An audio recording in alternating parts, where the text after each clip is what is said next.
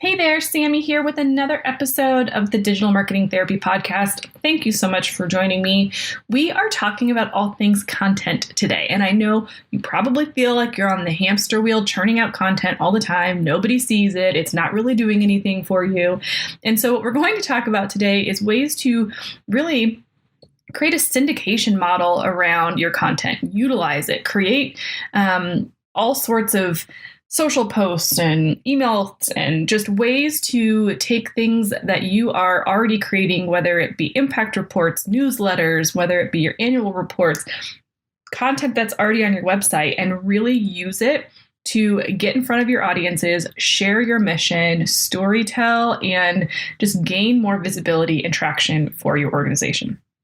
We're not talking about having to go out and create content and create a bunch of it and spend a bunch of time doing that, but more creating models and plans for you to use the existing content that you already have. Doesn't that sound amazing? I think that sounds amazing.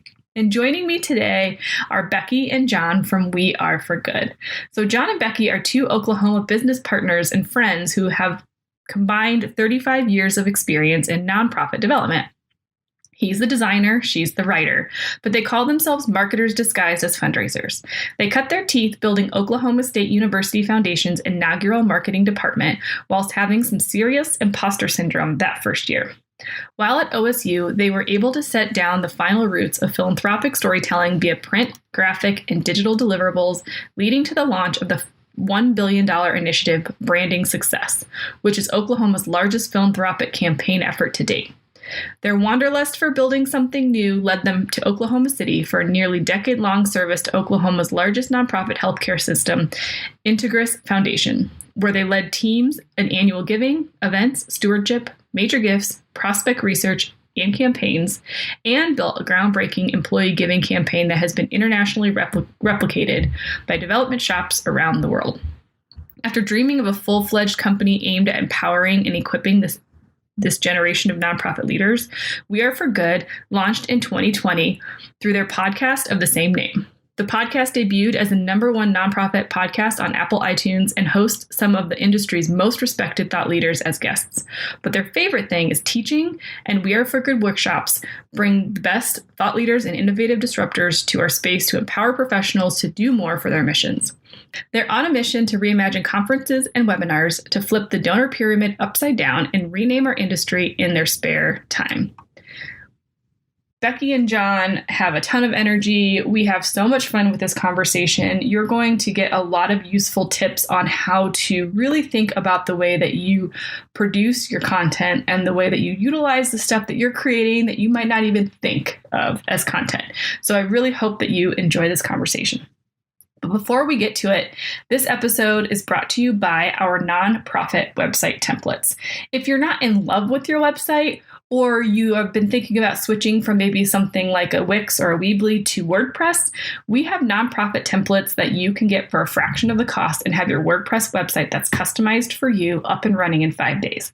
Just head on over to thefirstclick.net/nonprofit-templates to check them out today. I know you'll love them, and I'd love to hear your feedback on them. Let's get into it. You're listening to the Digital Marketing Therapy Podcast. I'm your host, Sammy Bedell-Mulhern, and each week I bring you tips from myself and other experts, as well as hot seats with small business owners and entrepreneurs to demystify digital marketing and get you on your way to generating more leads and growing your business. Hey everybody, join me in welcoming Becky Endicott and Jon McCoy. Thank you guys so much for joining me on this episode. So happy to be here. Such an honor. Thank you so much. Yeah. So people kind of know a little bit about you already from the bio, but why don't you share a little bit more about how you guys met and created this organization and why serving nonprofits is such a passion for you guys? Thank you. Yeah. So, it feels like just kind of this natural extension of our journey. Becky and I met really serendipitously. She hired me as a lowly little intern at the OSU Foundation back when I was just graduating college. Becky was a young but director of marketing for the OSU Foundation, which was this incredible role at an incredible time of this organization. So we were both kind of young and didn't know what we didn't know. but grew up a ton during that season, launched $1 billion fundraising campaign for OSU and cut our teeth there. And I think it kind of shaped our experiences because we were learning and growing, and we kind of just assumed all nonprofits operated at this level. And, when we stepped out of that, we followed each other into our next jobs at a healthcare foundation here in Oklahoma City. And we got a rude awakening that not everybody is launching $1 billion campaigns at their foundations. Right.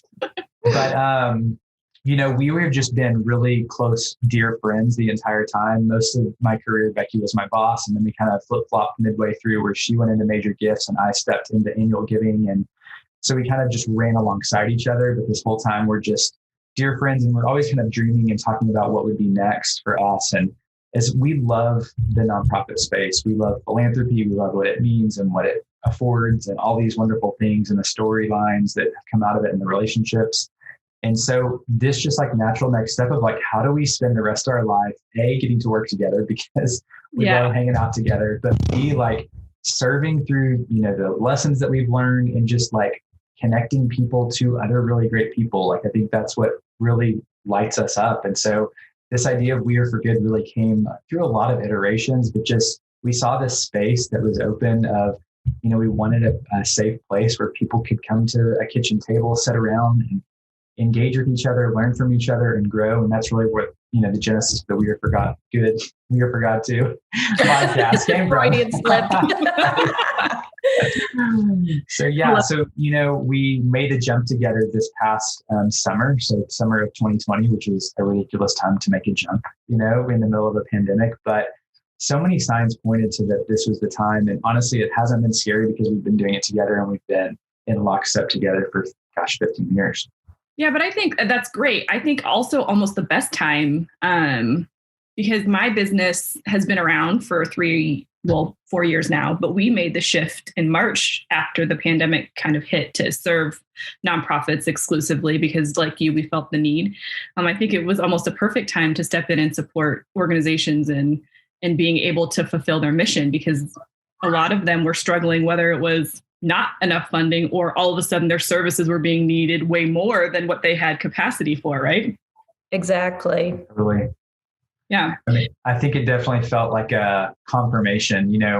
I am not as much of a risk taker as Becky is. Like she would have jumped or she would have done, a lot more courageous jumps than me. And in the end, like it just made so much sense. It's like this plan that we had was just confirmed by people being scattered, people needing new ideas, people saying the old playbook's not working. And it's like, man, this is the time to do it. So it's been a complete blast, I will say. Well, and that's good. You guys balance each other out. Yeah, we totally balance each other out. I mean, we always say we're the yin and the yang. And when I call us the odd couple, I'm the messy one and Jon is like the clean one, but he's really like my little brother. And we call ourselves these ridiculous idealists because we still believe we can change the world. We still think that nonprofit and community is the way to do it. Mm-hmm. And honestly, we were just kind of looking around the nonprofit space for probably the last 10 years, looking for something like what we built for We Are for Good. And we just could never find this place where really innovative, disruptive, wonderful ideas, existed. And we're trying to curate the best of what's out there, the most progressive ideas that have not been tapped into, because we wanted not necessarily to just create a ton of innovation. We just wanted people to have more time back. We wanted their messages to be more meaningful. We wanted their connection points, to be more genuine and vulnerable. And we just wanted to throw that old playbook out for fundraising that was literally written like in the 50s and 60s. And our world is so different now. And so, that was like what was the genesis of this company. So we're going to get into some content strategies here, but I want to make sure we touch on one more thing before we move on to that. And that's a couple of things that you guys have said. So one is we didn't know what we didn't know, and we just were kind of blindly going into things. And then the phrase that we all hear all the time, right? Well, this is just how we've always done it. And which is like, that is my trigger phrase, right? It's the worst and frustrating. And I think that's where a lot of people are finding themselves now, is like, we can't rely on that anymore. And so how do you guys feel, that the kind of we just went in and just did it and just figured it out, not knowing anything? Like, how do you think that's helped you really be more, like you said, disruptive and more innovative, and just creating new success stories for people with different paths? Jon?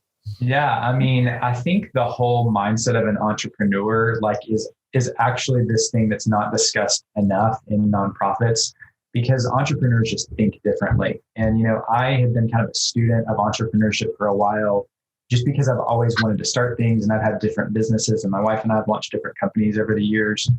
But it's like, you think differently when you're an entrepreneur. I mean, your timeline is more advanced. You're afraid of not going when everybody else is standing still. Like, you see an opportunity, you want to seize it.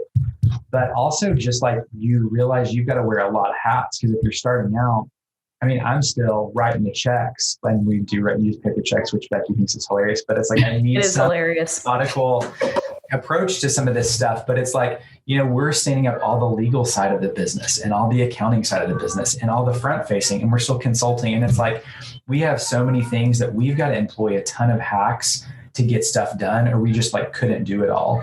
And I mean, we wanted to cash flow our company, which may be TMI for this podcast, but so we wanted to take on enough work that we knew we could cash flow it and not have to go outside investment. And we just are going to grow at the rate that which we can afford to grow. And so I think those mindsets honestly need to be adopted into a nonprofit. I mean, we already have to be scrappy, but are we being scrappy and being as wise as we can be with our time? Yeah. I think you attract generous people that love humanity, that want to serve people. So the inclination is to go and just serve and spend all this time. And I think that is a wonderful gift, but you also have to be really smart with how you're investing your time and how you are, prioritizing your day. And, leveraging kind of an entrepreneurial mindset with that is going to be game changer. And so we're actually going through a series of this with how we're teaching on the podcast and kind of some of the courses we're putting together, because we want the tools and tips that entrepreneurs use, and which would be commonplace to be discussed in those forums, to be the conversations that are lifted on the nonprofit side too. Yeah, that's great. That's one of the takeaways. Yeah. Okay, well, let's jump into content, because I know that that's one of the things. You guys have a podcast, so I know content is something that's super important in your guys' business model, and I think something that nonprofits get scared of.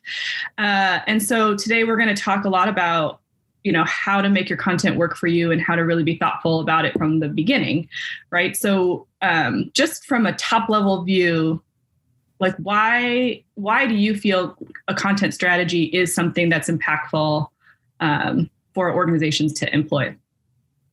Well, I absolutely love that question, mostly, and it's probably good to give some context behind Jon and I, because, I'm a writer by trade, and I just think storytelling is my bent, and Jon's a graphic designer. And so we've just always been in this mode, as we've worked together, that, creating value in content. And that is probably the biggest part of why you should create content. You have to create content that is value-based. I mean, we don't want to just talk to create white noise in the space. And we know everybody has opinions, but it's how do you present something, churn something out that is incredibly relevant, that it, to the time, to the situation that we're in right now, and actually give someone something that's a leg up on what they're doing. And we have always felt and probably part of the empathy starting this company is we wanted to just disrupt the professional development space in nonprofit, because the content that is shared and the way that it is shared seems so antiquated to us. And because even if you go, you spend $5,000, you go to a conference, you might be able to sit in maybe 7 or 8 sessions, And while you're sitting there, you could be getting really good content that is applicable to your organization, but it's really hard to find, how does it resonate with me? How am I going to apply this when I get back to my situation? Because I have these different nuances to my organization that are different than what this presenter is presenting. I don't have a lot of like one-on-one time where I can just talk with somebody about how do I apply this if it was a speaker. And so we just really wanted to be intentional about creating content that works for people, and that it's really simple, because I think a lot of these models and a lot of technology out there are so cumbersome, and I think that just turns people off and they run away from it. But if you can give them a toolbox and speak to them in a way that seems like they can adjust to what you're saying, they can implement it, you have kind of a roadmap of what you're doing and how to do it. And so we just really believe that there are ways that you can create great content and then leverage it in a fantastic way that's not putting so much pressure on you to continually churn it out. I mean, we're going to talk about syndication mindset and what that means. And just like very quickly, it's about taking a really solid piece of content, like maybe an impact report. A lot of people put that out, or maybe it's a newsletter article. And it's about, we send that out like an impact report. We put so much time and energy into it. And then we send it out one time.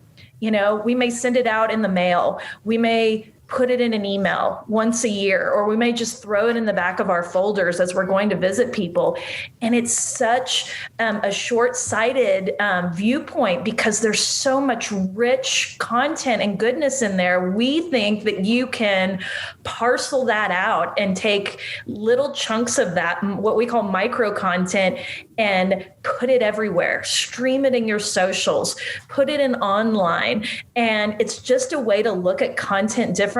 And if you're bringing content that's valuable, that people want to hear, they want to read about it, they want to learn about it, they're going to keep coming back and engaging with you. So I just think content is the basis for engagement if you don't already have a connection or a personal connection point to that mission. And Jon, feel free to jump in on anything I've said there. I mean, I think you framed it. The thing that I would lift that you said that I think is really strong is that, the old, 1.0 professional development that I see. I mean, who hasn't been to a conference where people get on the stage and there's this really amazing thing that happened, but it's completely unrelatable, completely unimplementable, if that's even a word, for your organization. And everyone's going to clap them and then they're going to leave. And you're like, what do I do with this? And there's not enough discussion of what were they taught in their head? What was their mindset for how they set this up? What were their beliefs about why those decisions were made? Because we feel like so much more is shaped by the inner work. And I think the coaches that I really respect in the consulting space right now that are talking to nonprofits are coaching mindsets and coaching how you're going about solving problems, because nobody can take a playbook and just directly implement it and it work the same. That's what's broken about virtual events already. It's like you need to come in and have this framework. So Becky mentioned the syndication lens. If you use that mindset and lens, you can take that and apply it to your organization, and it's unique to you. And that's what people need. That's what organizations need, is they need to be the unique expression that they uniquely are, and not to just be a copy of some best practice. And I just think that's maybe the 2.0. And so I love the resurgence of that, because I feel like that's being lifted, and we're totally here for that conversation. Yeah. Well, the thing that I like to say to people is, if you're not sick of saying the same thing over and over again, then you haven't said it enough. Because I love that. Yeah. See it. So people think, well, I sent the impact report out, they got it in the mail. If I put it in an email, now they've gotten it twice. And then if I start talking about it in social media, they're going to get bored. But who's reading those from cover to cover? And who's, even when you do read something, you're not taking in all of that information, like those new little micro pieces that you can share are going to spark something different at somebody at a different point in their day, in their week, in their month, right? It's going to drive that energy differently. Yeah. I mean, we think of it as a board list would be buried in your impact report. And that's something that everybody's got. But why couldn't that be a series of 12 or 15 LinkedIn posts calling out and sharing the incredible board members one at a time. And it's like, that got so much more leverage than like the back page of your thing, of your impact report or whatever it is. You got 15 times the impressions. You got 15 times to open up their network to see it and share it. And you probably already have that content, or you could even write something, really easily about what you appreciate about what this board member brings to the team. And it's like, everybody could do that today. Over the next 15 weeks. And you'd want to space it out so it's just not all we talk about is our board members. But the idea of that is looking at it with the syndication lens, I think is super powerful. And I also think it's about just like, what is your goal with sending out the impact report? Is it just a steward? Because stewardship is wonderful, but we cannot just use that in a vacuum. To me, again, to Jon's point, the 2.0 lens of that is we want to use our communication to fuel engagement, to cultivate, to keep extending this relationship and enriching it. And I love what the example you gave about the board list. And I could even think of something as simple as if you had a powerful stat in your, in your magazine or just on your website. And it's like, you could literally just take that stat and plug it into, for example, your Instagram and say, were you aware about this? How does this make you feel about, our sector or about this issue that we're trying to solve? Where have you seen this play out? And all of a sudden you've asked a question and now people are starting to tell you what they think, how they feel about it. And that gives you such a two-way conversation to talk about something that if you would have just mailed it to their house, you could have never understood how they felt about that and how they wanted to pour into your mission as a result of that. Absolutely. So let's talk a little bit about content with nonprofits from the lens of, because you talked about goals, right? Like, what are the goals of our impact report? So some organizations are going to have content that they want to push out that is attracting the people that they provide the services for, or the cause or animal, whatever. And some content's going to need to be created, like you said, for cultivation and stewardship. So how might nonprofits want to kind of start to think about or process what that looks like, or what might they want to consider? Yeah. Well, I think all of your content is going to be pointing back somewhere, to the longer place, to learn more, to engage, to whatever the call to action is. And that's most likely going to be your website, or it should be your website, because your website, as you know, Sammy, you're savvy with all things web, of like, that's what you can control to a certain degree, right? And you can work to optimize your conversion rates and whatnot. But if you can get somebody to your website, I think this is the imperative thing, is there's got to be two paths. If you're really front facing and you have a lot of people that are receiving services from your nonprofit coming to your website, then there clearly has to be a really strong path for how do they receive services. But I think, and we're working with an organization like this right now, is those that have that, they often only tell one side of the story really well. So it's either the service side or the fundraising side, but you're leaving people, hanging out to dry, really, if you're not giving both paths. And I think you've got to think about that, because there is a front facing of like, how do I get services and how do I do that? But there has got to be the donor storyline of like, how do I fit in to make this mission happen? Mm-hmm. So I think you've got to be thinking about both of those funnels, because you've got two distinct audiences. From our mindset and how we're working with this client is like, we're building out those kind of two different communication plans, because they do have a different end goal. One's trying to get a donor and one's trying to convince a family to use these services. And so there's two very unique storylines there. So the end game is going to be getting people to come to your website, and ultimately you've got to get their email address, right? It's the one algorithm we can kind of break past if we can get a direct line of communication to people. And so be thinking through what's the way to do that. And I know, Sammy, you provide resources around this too, but it's just like, how can you create value? Becky's talked about this. What's the content that your organization can serve and create value on both sides of the house, for the donors and for those that would receive services? So there'd be a reason that they want to opt in and connect with you, because it's not a one-way relationship. I think this is often missed with the donor side. It's like, how can you serve the donor? How can you equip them to be just better people? I know you've got resources, so how can you adapt those to be meaningful?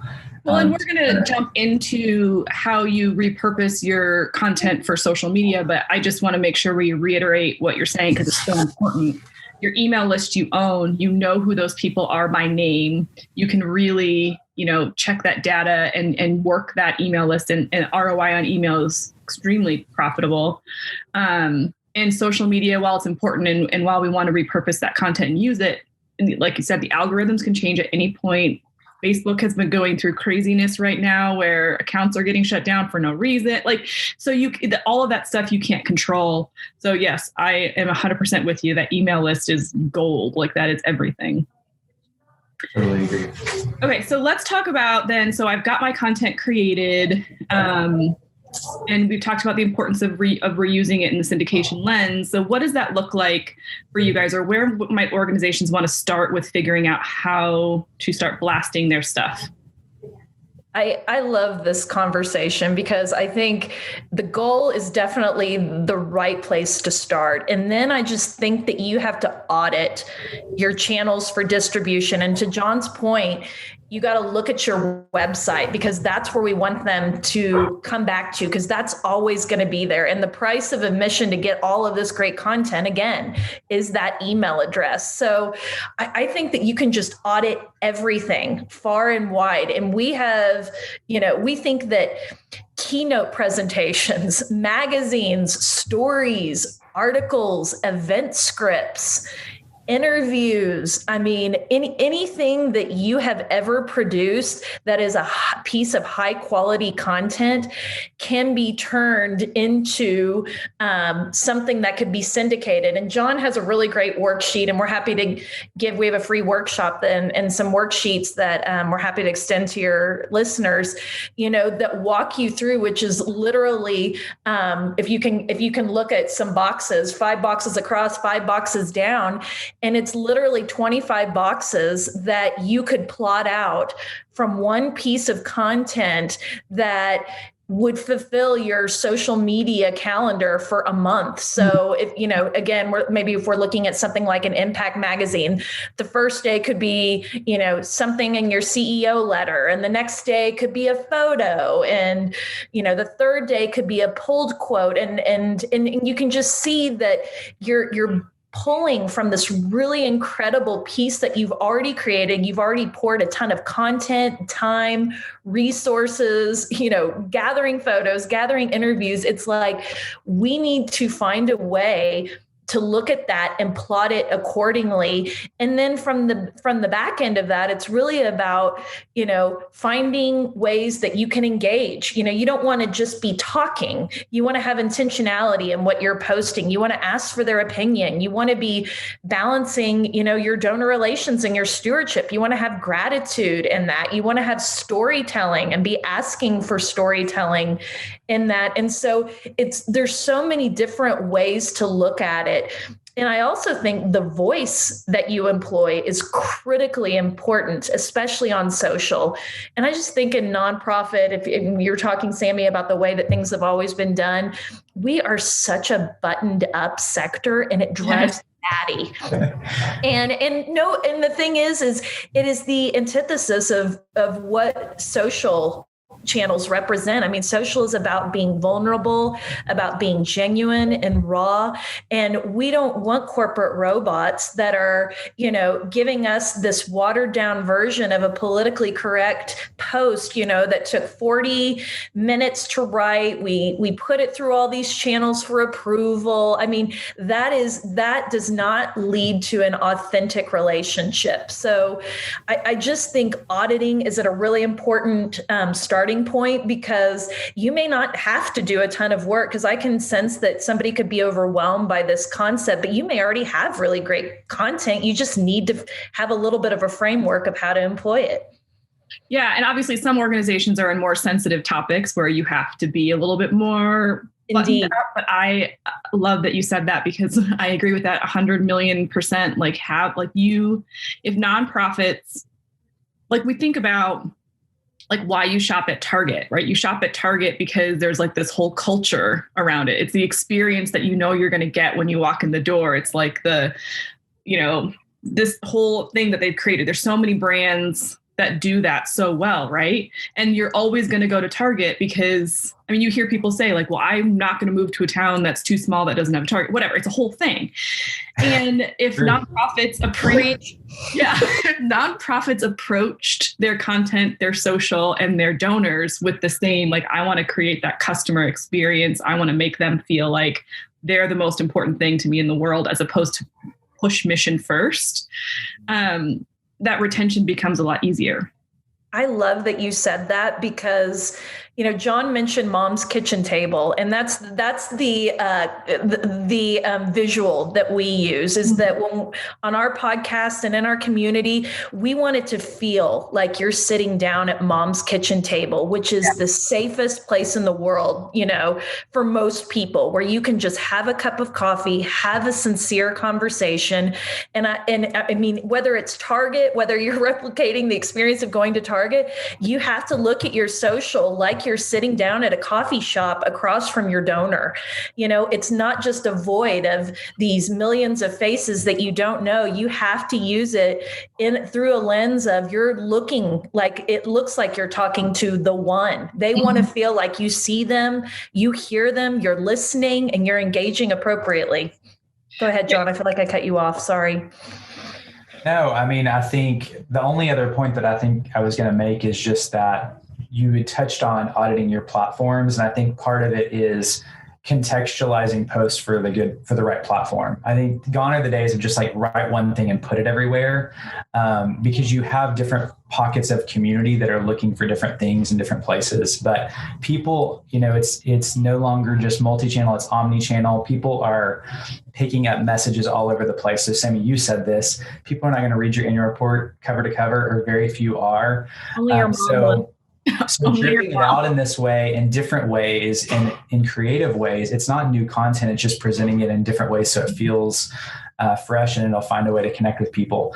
But one last hack that I would say in the syndication model is that we feel like, you know, everybody's always looking for a way to provide extra value or kind of something special for their donors.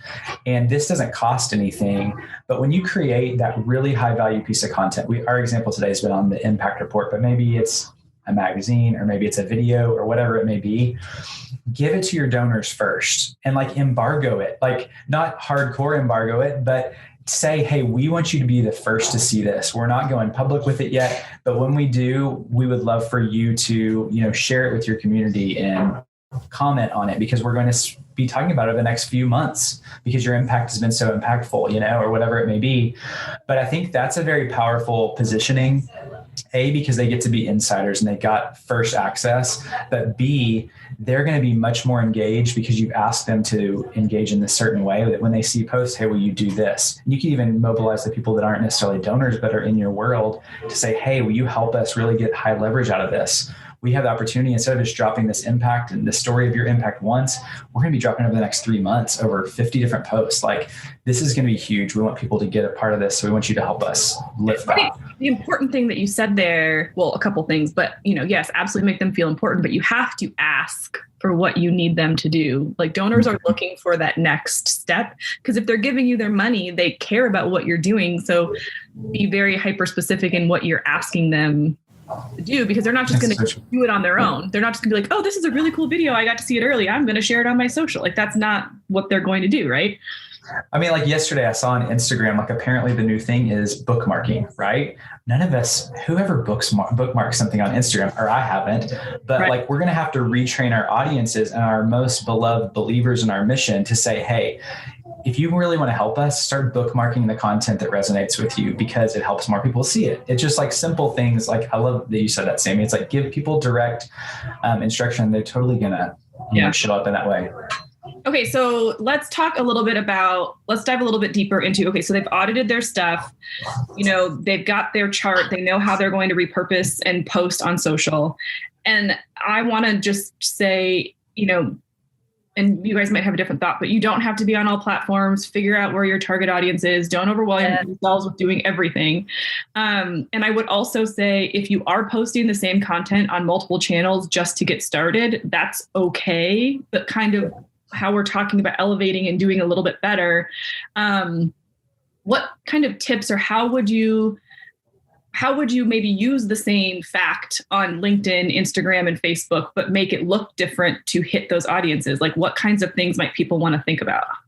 Yeah. Okay. Well, I think this is a great question because all of us face that. I mean, the thought of it, especially a small team saying, I got to create a different post every day that's different on every platform, and this has got to happen at a breakneck speed. And at the end of the day, social media doesn't really matter. It's really your email list. I mean, those are the kind of things that are super overwhelming, right? So here's how, we are coaching people to embrace this syndication mindset, and how I think it works is that with the grid that Becky described, it had a mix of, sometimes it was a story, sometimes it was a photo, sometimes it was a stat. Build out that core content. And I'm with you in the beginning, just get it out there. I mean, you don't even have the data to know what's going to work. And I think we joke that it's like LinkedIn's the most buttoned up, but it's like actually probably what stands out in LinkedIn is the goofy stuff that feels different than a buttoned up, So it's like, I don't think we can peg, only this professional, highly professional content could be on LinkedIn. LinkedIn feels more and more social all the time. Please don't make it political, everybody. That feels like crossing the line in LinkedIn, but I'm seeing that even, right? So I think, with using the example that Becky used, is that if you did that for a month, then go back and see like what was engaging on different platforms. I'm betting that the photo that looked the most raw, that hurts my heart as a designer, probably did the best on Instagram, because I want it to be controlled. I want it to be from the photo shoot. I want it to have our filter. I want it to have all these things.